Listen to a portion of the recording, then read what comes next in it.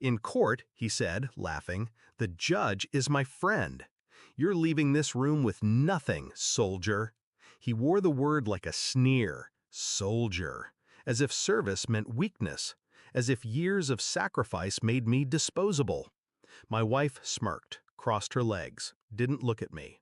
He's too scared to even speak. Look at him, she whispered. Not to me, to him. He slid a paper in front of me, his hand deliberate.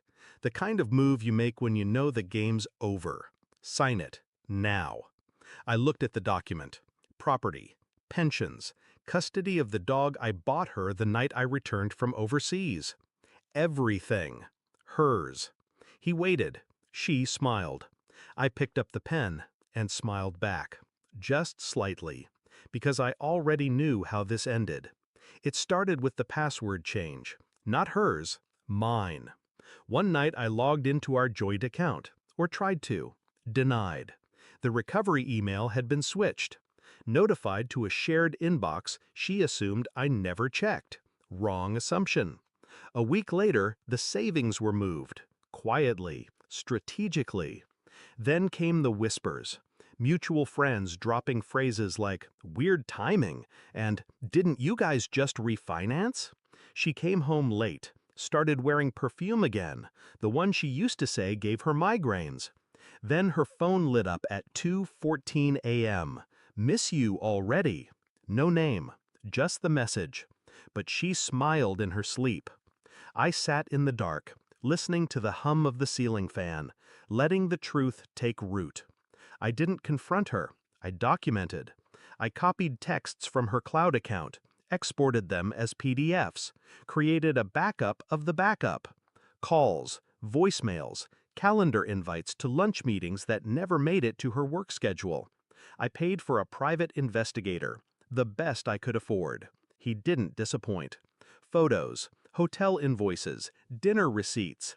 Him, always him. The lawyer, Evan Marks, Harvard, charismatic, divorced, but only once. She met him through her firm's annual fundraiser.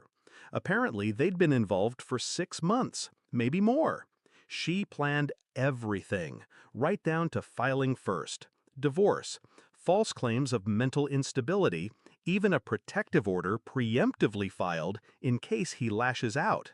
She was building a narrative, and I was supposed to be the silent ex-soldier unraveling. I let her believe it. I waited until the mediation meeting. No lawyers, just the three of us. I brought coffee, black, as always. They came in late, laughing. She wore white. He wore smug. She opened her folder, ready to dictate terms. Then I slid mine across the table, neatly labeled, color-coded, photos, emails, call logs, financial transfers between her and Evan, money moved into offshore accounts, some in her name, most in his. The silence that followed stretched like wire between us. She flipped through page after page, paled. He stayed quiet, for the first time since I met him. I leaned forward, calm. You should have known, I said. I don't fight with fists anymore. Court was public, so was the fallout. The evidence submitted sealed the outcome. Fraud, perjury, conspiracy. She lost the house, the car, the savings. He lost his license. The judge, the one he called friend, recused himself. Too late to save them. I didn't scream, didn't gloat, just sat there while the court-appointed attorney read the ruling. Afterward, she followed me to the parking lot. You planned this, she hissed. You let me walk into it. I turned, met her eyes for the first time in months. No, I said. You ran into it. And then I left her there. White dress, ruined face, mascara bleeding into silence. There's peace in knowing someone's true nature. It strips away illusion, frees you. She was the lesson I never wanted, but needed. Love, trust, forgiveness, they only mean something if they're not weapons. She used them all like knives. And I learned how to bleed quietly.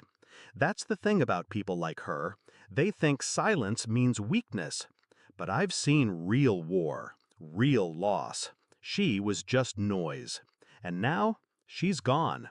And I have everything that matters. Even the dog. Especially the dog. Final settlement read, Pet custody, awarded to the respondent.